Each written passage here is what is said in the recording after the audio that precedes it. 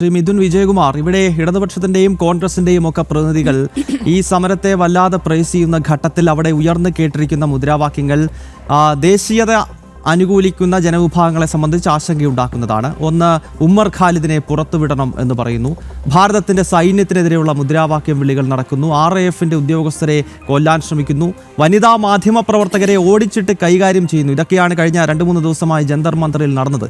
അതേപറ്റിയൊന്നും ഒരു പ്രതികരണവും ഇവിടുത്തെ സാംസ്കാരിക നായകർ നടത്തുന്നില്ല, കേരളത്തിലെ മാധ്യമങ്ങൾ നടത്തുന്നില്ല.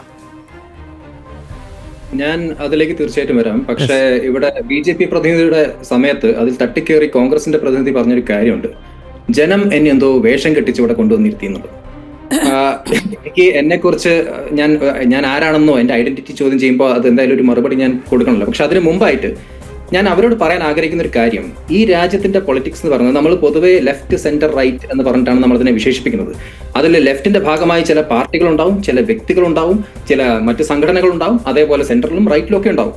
ഈ പറയുന്ന രാഷ്ട്രീയ പാർട്ടികൾക്ക് മാത്രമാണ് രാഷ്ട്രീയം സംസാരിക്കാനുള്ള യോഗ്യത ഈ രാജ്യത്തുള്ളത് എന്ന് ഇവരെ പോലെയുള്ള ഈ പൊളിറ്റിക്കൽ ടാഗ് പേർന്ന ചില അഹങ്കാരികളായിട്ടുള്ള ആളുകളുടെ ഒരു എന്താ പറയുക, ഒരു തോന്നലാണ്. അത് തീർച്ചയായിട്ടും മാറേണ്ടതാണ്. ഈ സമയത്ത് നിങ്ങളിപ്പോ CJP കുറിച്ച് സംസാരിക്കുന്നു. ഇത് പ്രതിപക്ഷമാണോ, കോൺഗ്രസ് ആണോ, അവര് ലെഫ്റ്റ് ആണോ, അല്ലെ മറ്റെന്തെങ്കിലും ആണോ? അവർക്കൊരു ഐഡിയോളജി ഉണ്ട്. അവരൊരു ഐഡിയോളജിക്ക് വേണ്ടി സംസാരിക്കുന്നു. ഈ രാജ്യത്തിന് വേണ്ടി 34 വർഷം ജോലി ചെയ്ത ഒരു ആർമിയിലെ, പ്രത്യേകിച്ചും ബോർഡേഴ്സിൽ ജോലി ചെയ്ത ഒരാളുടെ മകനാണ് ഞാൻ. നിങ്ങളുടെ രാഹുൽ ഗാന്ധി ഝാൻസിയിൽ വരുമ്പോൾ പലപ്പോഴും എന്റെ അച്ഛന്റെ ഓഫീസിൽ പോയിട്ടാണ് ഇരിക്കാറ്. അന്ന് അവിടെ പ്രോപ്പർ ആയിട്ടുള്ള ഒരു ലാൻഡിംഗ് പോലും ഇല്ലാത്തൊരു സമയമാണ്. അപ്പൊ അങ്ങനെയൊക്കെയുള്ള എന്റെ രാഷ്ട്രീയത്തെ ഒന്നും ചെകഞ്ഞു പോലെ, കാരണം രാഷ്ട്രീയത്തെ കുറിച്ച് പറയുകയാണെങ്കിൽ എനിക്കുള്ള രാഷ്ട്രീയ ബന്ധങ്ങൾ ഒരുപാടങ്ങ് പടർന്ന് പന്തലിച്ച് കിടക്കുകയാണ്. അതിൽ പല രാഷ്ട്രീയ പാർട്ടിക്കാരുണ്ട്. എനിക്ക് BJPയുടെ ടാഗും ആവശ്യമില്ല, എനിക്ക് കോൺഗ്രസിന്റെ ടാഗും ആവശ്യമില്ല, ഒരു ടാഗും ആവശ്യമില്ല. ഞാൻ 9 to 5 ജോലി ചെയ്ത് അന്തസ്സായിട്ട് ശമ്പളം വാങ്ങുന്ന ഒരു ഉദ്യോഗസ്ഥനാണ്. ചില കോളംസ് എഴുതാറുണ്ട്, ചില ചർച്ചകളിൽ പങ്കെടുക്കാറുണ്ട്. Times now, republic, news X, news 18 എന്ന് തുടങ്ങി ഹിന്ദിയിലും ഇംഗ്ലീഷിലുമുള്ള ഒരു 500ഓളം ചർച്ചകൾ ഞാൻ പങ്കെടുത്തിട്ടുണ്ട്. അതിലൊക്കെ തന്നെ ഒരു സിറ്റിസൺ വോയിസ് ആയിട്ട് തന്നെയാണ് പങ്കെടുത്തത്. അതിൽ ഒരു രാഷ്ട്രീയ പാർട്ടിയുടെ ഒരു ടാഗ് ഞാൻ പേറിയിട്ടില്ല. മലയാളത്തിലാണെങ്കിൽ മനോരമ മുതൽക്ക് താങ്കളുടെ പാർട്ടിയുടെ മൗത്ത് പീസ് ആയിട്ടുള്ള ജയ്ഹിന്ദ് TVയിൽ വരെ ഞാനൊരു രാഷ്ട്രീയ നിരീക്ഷകനായിട്ട് തന്നെ അവരൊക്കെ എന്നെ ക്ഷണിച്ചിട്ടുണ്ട്. ഈ പ്രശ്നം അവർക്കാർക്കും ഉണ്ടായിട്ടില്ല. പിന്നെ ചില കോൺഗ്രസ് ചാനലുകളിൽ പ്രൊഫസർ എന്ന് പറഞ്ഞുകൊണ്ടും മാധ്യമപ്രവർത്തകൻ എന്ന് പറഞ്ഞുകൊണ്ടും പിന്നെ ഒരു കോൺഗ്രസ്സുകാരനും ആ ഒരു ഫോർമാറ്റ് അവർ കണ്ട് ശീലിച്ചത് കൊണ്ട് അവരൊരു പക്ഷെ തെറ്റിദ്ധരിച്ചിട്ടുണ്ടാവും ജനം TV എന്നെ അങ്ങനെ ക്ഷണിച്ചതാണെന്ന്. പക്ഷേ ഞാനൊരു ഇൻഡിവിജ്വൽ ഐഡന്റിറ്റി കീപ്പ് ചെയ്യുന്ന ഒരാളാണ്. ഈ രാജ്യത്തെ പല വികസന പ്രവർത്തനങ്ങളും മൈഗവ് എന്ന് പറയുന്ന ഒരു സിറ്റിസൺ എൻഗേജ്മെന്റ് പോർട്ടലാണ്. അതിന്റെ ഭാഗമായി പ്രവർത്തിച്ച് പല കാര്യങ്ങളും ചെയ്യാൻ എനിക്ക് സാധിച്ചിട്ടുണ്ട്. അതിലൊന്നും എനിക്കൊരു രാഷ്ട്രീയ പാർട്ടിയുടെ ടാഗ് ആവശ്യം വന്നിട്ടില്ല. അതുകൊണ്ട് എനിക്ക് എന്റെ കാര്യം പറയാൻ ഏതെങ്കിലും ഒരു രാഷ്ട്രീയ പാർട്ടിയുടെ ടാഗ് ഇല്ല എന്നതൊരു കുറവായി കാണണ്ട. എന്ന് താങ്കൾ എന്നെ ഒരു പേഴ്സണൽ അറ്റാക്ക് നടത്തിക്കഴിഞ്ഞാൽ ഞാൻ എനിക്ക് ചോദിക്കാനുള്ള കാര്യങ്ങളെല്ലാം വിട്ടങ്ങ് ഓടിപ്പോകുമെന്ന് വിചാരിക്കുകയും വേണ്ട. താങ്കൾ ഇവിടെ പറഞ്ഞത് വസ്തുതാവിരുദ്ധമായ കാര്യമാണ് എന്ന് ഞാൻ ചൂണ്ടിക്കാണിക്കും. അത് കാണിച്ചിരിക്കും. അതിപ്പോ ജനം TV കാണിച്ചാലും ഇല്ലെങ്കിലും ഞാനത് പറഞ്ഞിരിക്കും. പിന്നെ BJP വിമർശിക്കേണ്ട അവസരങ്ങൾ ഒരുപാടുണ്ടായിട്ടുണ്ട്. അവിടെയൊക്കെ ഞാൻ BJP വിമർശിച്ചിട്ടുമുണ്ട്. അപ്പൊ എനിക്ക് ഒരു പൊളിറ്റിക്കൽ ടാഗ് ഒന്നും അങ്ങ് ഫ്രീ ആയിട്ട് വാങ്ങി പോകേണ്ട ആവശ്യം ഈ ചർച്ചയിൽ എന്തായാലും ഇല്ല. പക്ഷെ ഞാൻ ഇവിടെ നേരത്തെ ചോദിച്ച അതേ കാര്യം ചോദിക്കുകയാണ്. കാരണം ഇവിടെ ആവർത്തിച്ച് കോൺഗ്രസ് പ്രതിനിധിയും RJD പ്രതിനിധിയും പറയുന്ന ഒരു കാര്യം, സോനം വാങ്ചുക്കാണ് ഇതിന്റെ ഏറ്റവും വലിയ കേന്ദ്ര ബിന്ദു എന്നാണ്. അങ്ങനെയാണെങ്കിൽ ആ സോനം വാങ്ചുക്കിനെ കോൺഗ്രസ് ഇന്നലെ തള്ളി പറഞ്ഞില്ലേ?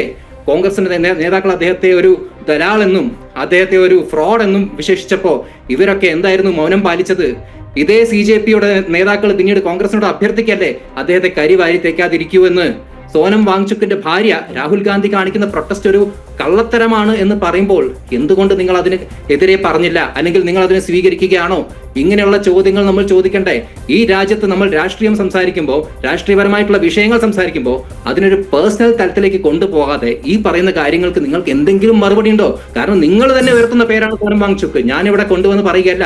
സോനം വാങ്ചുക്കിനെ കുറിച്ച് നിങ്ങൾ പറയുമ്പോൾ സോനം വാങ്ചുക്കിന്റെ പ്രൊട്ടസ്റ്റ് ആണ് ഇതിനെല്ലാം തന്നെ വലിയ ഊർജം പകർന്നത് എന്ന് പറയുമ്പോൾ സോനം വാങ്ചുക്കിനെ ഇത്രയധികം അപമാനിക്കുന്ന, സോനം വാങ്ചുക്കിനെ ഒരു ദലാൽ എന്ന് വിളിക്കുന്ന കോൺഗ്രസ് പാർട്ടിയുടെ നേതാക്കൾ ഇനിയെങ്കിലും മാപ്പ് പറയുമോ എന്ന് ചോദിക്കേണ്ട ഒരു ചോദ്യം അവിടെ നിൽക്കുന്നില്ലേ? അതിലെനിക്ക് BJPയുടെ ടാഗ് വേണോ? അതെനിക്കൊരു സിറ്റിസണായിട്ട് ചോദിച്ചൂടെ? എനിക്ക് ഒരു നാട്ടിലൊരു സാധാരണ പൗരനായിട്ട് എനിക്ക് ചോദിച്ചൂടെ ആ ചോദ്യം? കാരണം നമ്മളൊക്കെ കണ്ടുകൊണ്ടിരിക്കുന്ന പ്രൊട്ടസ്റ്റ് ആണ്.